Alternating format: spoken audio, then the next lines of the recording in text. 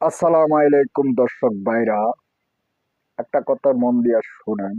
মানে এই দুনিয়াতে তো খারাপ কাজ করেন, খারাপ ভালো সবকিছুই করেন।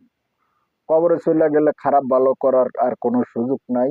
এই দুনিয়াতে বালা খারাপ যা কামাই নিবেন এটাই শেষ।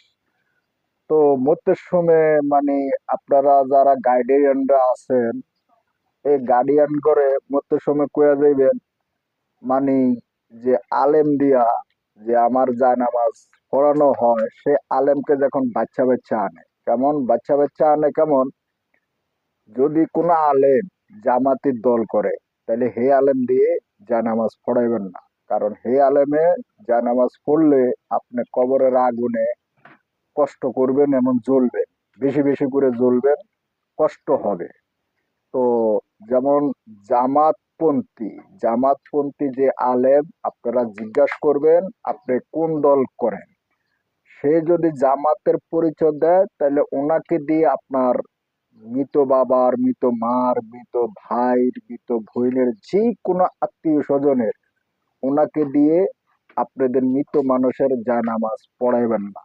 কারণ পড়াইলে আহ আপনার কবরে বেশি আযাব হবে, আপনার কবরে বেশি আযাব হবে। কারণ আপনারা রাগ হতে পারেন যে জামাতি দল করলে নামাজ পড়াইলে সমস্যাটা কি।